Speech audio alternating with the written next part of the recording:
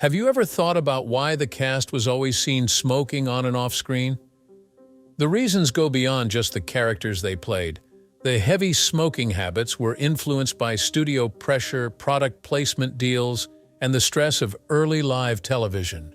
Lucille Ball struggled with nicotine addiction due to the demanding filming schedule, and Desi Arnaz faced challenges balancing his roles as both star and producer. There's more to the story than just sitcom plot lines. The hidden financial agreements with cigarette companies and their impact on the cast are surprising. Producers went to great lengths to hide the health risks associated with constant smoking. Get ready to uncover these hidden aspects of television history and the sacrifices behind the laughter. When the show was being put together, Desi Arnaz was originally named Larry Lopez. The producers decided that Larry and Lucy didn't sound good together, so they changed his name to Ricky Ricardo. In real life, William Frawley and Vivian Vance, who played Fred and Ethel, were not friends. They had an age gap of over 20 years, which made it difficult for them to get along on set. They were often at odds and would even insult each other. It wasn't until years after the show ended that their co-stars learned about the daily tension between them. Lucille Ball's iconic red hair wasn't always her signature look. Before 1942, her natural hair color was brown. When she first arrived in Hollywood, she dyed her hair blonde. It was only later that she decided to go with the striking red hair that became so famous. The show was filmed in front of a live audience of 300 people. Every scene from the first to the last was shot in front of this audience. It was impressive how many scenes were completed in just one take. Desi Arnaz even claimed that Lucille Ball gave her best performances when there were real people watching. In the episode Lucy's Last Birthday, you can hear the lyrics to the theme song, "I love Lucy and she loves me, we're as happy as two can be. We fight occasionally, but we also enjoy getting back together. Nobody can kiss like Lucy does. I'm her man and she is my miss. You see, life is like heaven because Lucy loves me and I love Lucy." Desi Arnaz had an amazing memory. After just one reading of the script, he could remember all his lines with very little practice. The show staff said he always knew his lines well. Lucille Ball came close to dying in front of the crew and audience. In the famous grape stomping scene, she was actually choking on a grape while still filming. The crew only realized she was choking after the cameras were turned off and rushed to help. You can see this scene in the episode Lucy's Italian Movie. Lucille Ball was a major presence on TV Guide. Her image was featured on the magazine's first cover, and throughout her career she appeared on 39 different covers, more than any other celebrity. Her impact on TV sitcoms was so significant that it helped achieve something no other show had before. The Vitamin Vegamin scene, where Lucille Ball pretends to get drunk on apple pectin, is one of the most famous and beloved moments in TV history. Although Ball initially disliked filming it, she later admitted it was one of the funniest parts of the show. The characters Ethel and Fred Ricardos were named after real people in Lucille Ball's life.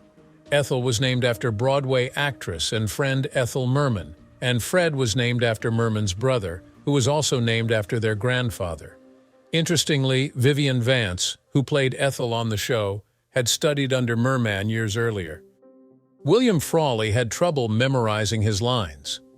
Despite his memorable role as Fred Mertz on I Love Lucy, Frawley was known to struggle with learning his dialogue. It was said that he would tear pages out of the script and complain about having too many lines in each episode because he found it frustrating. By 1957, I Love Lucy had ended, but it remained extremely popular. The show continued to gain popularity in popular culture, with over 40 million Americans watching reruns each year. It is still broadcast worldwide, and merchandise featuring Lucy's famous red hair is still in high demand. In every scene where Lucy finds herself in a tricky situation, an off-camera voice says, "Uh-oh." This voice belongs to Lucille Ball's mother, who was present at every photo shoot. Glenn, the show's sound producer, even used this "uh-oh" sound in other programs. To ensure I Love Lucy was filmed with the highest quality possible, Lucille Ball and Desi Arnaz decided to cut their own pay. This allowed the production team to use the most expensive and best type of film available. The show was so influential in American life that during its first season, it would cause parts of daily life to pause. Phone and water usage dropped sharply, and department stores even closed early because there were fewer customers. Lucille Ball and Desi Arnaz were adamant that the show be filmed in Hollywood using a costly 35mm film format instead of filming in New York City. Despite CBS's hesitancy, the couple took ownership of the show, which led them to make around $40 million or more. They used this money to invest in Desilu Productions. Initially, Lucille Ball was hesitant about moving from film to television.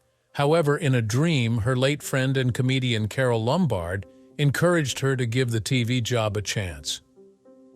Heeding Lombard's advice turned out to be a wise choice for Ball. On the show, the audience generally stayed quiet when someone other than Lucy made fun of Desi Arnaz's accent. Despite his accent being a frequent topic of attention, there was an unwritten rule that only Lucille Ball could joke about Desi's pronunciation. Lucille Ball quickly agreed to CBS's request to turn her popular radio show, My Favorite Husband, into a TV show, provided her conditions were met. One of her main conditions was that her real-life husband, Desi Arnaz, would play her on-screen husband. CBS executives were concerned that the average American might not believe she was married to a foreign man with an accent they might not understand. At that time, Lucy and Desi had been married for over a decade. William Frawley was so passionate about baseball, particularly the New York Yankees, that he had a special contract clause allowing him to miss work if the Yankees played in the World Series. This clause proved useful, as the Yankees won the World Series in almost every season of the show. Lucille Ball and Vivian Vance's friendship did not start off close, but they eventually became good friends. Initially, Ball was concerned that Vance might overshadow her, but as the series progressed, they worked out their differences and developed a strong bond. Many people were wary of working with William Frawley due to his unpredictable behavior and drinking habits. Despite these concerns, Desi Arnaz believed Frawley was perfect for the role. However, he did often tease Frawley about his tendency to be late. None of the four main actors on I Love Lucy, including Desi Arnaz, ever received an Emmy nomination. William Frawley was nominated 5 times but never won. Vivian Vance and Lucille Ball did win awards for their performances, but Lucy was far more successful, winning 4 Emmys out of her 13 nominations, leaving Vance with fewer awards. The producers had to frequently change the phone numbers shown on the show to ensure they were realistic. The Mertzes had 4 different phone numbers, while the Ricardos had 2. A long-standing tradition on the show was to award a silver dollar to the actor who could make the audience spontaneously applaud during a scene. Desi Arnaz often missed table reads and rehearsals because he needed to manage business at Desilu Studios. Despite this, he always managed to memorize his lines and perform them perfectly during tapings. Arnaz was so dedicated that he also memorized lines for other characters to ensure everything went smoothly. When Lucille Ball became pregnant while filming in 1952, new rules were put in place. The show had to use the term expecting instead of pregnant to avoid offending viewers. To ensure the content was appropriate, a minister, priest, and rabbi reviewed each episode. Desi Arnaz wanted Lucille Ball to have time to rest at home after the birth of their son. He convinced the network to air reruns of previous episodes, which led to the creation of TV reruns, a practice that has since become standard in the industry. After divorcing Desi Arnaz in the early 1960s, Lucille Ball took over Desilu Productions. She made history as the first woman to independently run a major television studio. Under her leadership, the studio produced several hit shows, which ultimately led to its sale for millions of dollars. When Lucille Ball began her acting career, she thought that a famous-sounding name would help her get roles on Broadway. She chose the name Diana Belmont, inspired by the famous Belmont Stakes racetrack in Long Island, New York. On I Love Lucy, there were rarely any retakes because the show's dialogue was entirely scripted. Lucille Ball revealed that they never improvised during filming. Even in the famous Vitamieta Vegamin scene, every line was pre-written, and cue cards were used to make sure Ball didn't miss any lines. The I Love Lucy cast smoked a lot both on and off screen, reflecting the social norms and industry practices of the time. In the 1950s, smoking was widespread, and Hollywood often portrayed it as glamorous and sophisticated. The show was sponsored by Philip Morris, a major cigarette company, which required the cast to smoke their brand during filming and public appearances. This sponsorship went beyond just product placement, as the cast was contractually obligated to smoke in advertisements and at events. As a result, their heavy smoking was a reflection of both societal norms and commercial pressures from their sponsors, much like the lives of Lucille Ball and Desi Arnaz. After the show ended, Vivian Vance could have enjoyed many desserts. During their talk show tours, Lucille Ball mentioned that she had made joke contracts with Vance, which included silly demands like gaining 5 pounds each week and never getting more laughs than Ball. Lucille Ball was not in favor of including children in the show or other productions. As a result, her children, Desi Jr. and Lucy, were not featured prominently on *Wine Love Lucy*, although Desi Jr. did make an appearance in the series finale. Years later, the children were not upset about their limited roles on the show.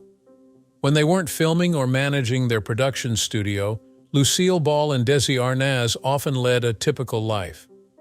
Ball enjoyed painting, swimming, and gardening, reflecting the everyday life they portrayed on the show. In the episode Superman, George Reeves played the title role. To keep the magic alive for young viewers, Ball requested that Reeves be credited simply as Superman. Reeves agreed to this arrangement. William Frawley and Vivian Vance appeared in only 7 episodes of the show, all from the first season. Although their roles were relatively minor, Vance was seen with Frawley in episodes like The Quiz Show and Lucy is Jealous of the Girl Singer, while Frawley appeared alone in The Audition and Lucy Does a TV Commercial. Neither actor appeared in the show's original pilot, Lucy Plays Cupid. Although I Love Lucy is often seen as the classic sitcom, it did not use one common sitcom element, the laugh track. Instead, the producers filmed on-location scenes in front of a studio audience whenever possible. They recorded the audience's genuine reactions and used those natural responses in the show. Despite her training in singing and dancing, Lucille Ball had never performed on Broadway until she starred in the musical Wildcat in 1960. The show, written by Cy Coleman and Carolyn Lee, was about a sister and an aspiring oil prospector. Although the musical received good reviews, it was cut short due to a virus, and Ball had to leave after just 172 performances. However, the show was notable for the song Hey Look Me Over, which became popular. In the episode Lucy and Ethel Buy the Same Dress, Lucy and Ethel sing the Cole Porter song Friendship.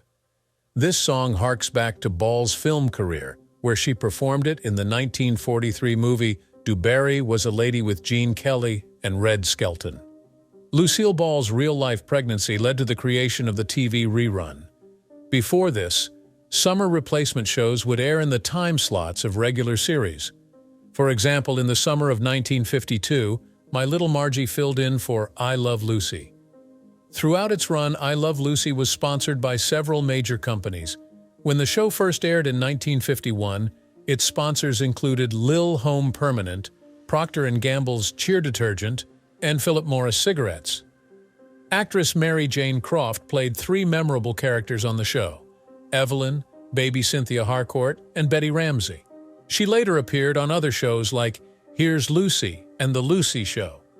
In 1977, the disco version of the show's theme song, titled Disco Lucy, became a major hit for the Wilton Place Street Band. The song reached number 40 on the charts and remained popular for 7 weeks. While millions of Americans tuned in to watch President Eisenhower's inauguration, even more people watched Lucy give birth to little Ricky in the episode Lucy Goes to the Hospital. This episode outperformed the inauguration in viewership, highlighting Lucille Ball's status as America's favorite television personality. In addition to her work on various TV shows, Lucille Ball played a key role in saving another iconic show, Star Trek, produced by her Desilu Studios. Despite concerns about the high cost of filming the Star Trek pilot, Ball, who mistakenly thought the series was about traveling entertainers, overruled her board of directors to get the pilot made. Although the original pilot, The Cage, was a failure, NBC requested a second pilot, Where No Man Has Gone Before. This new pilot, which retained Leonard Nimoy as Mr. Spock, led to the successful series.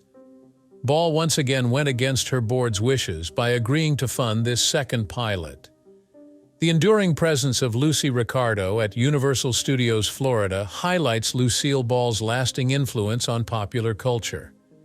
From 1992 to 2015, the park featured Lucy, a Tribute, a detailed museum dedicated to the actress and her iconic role.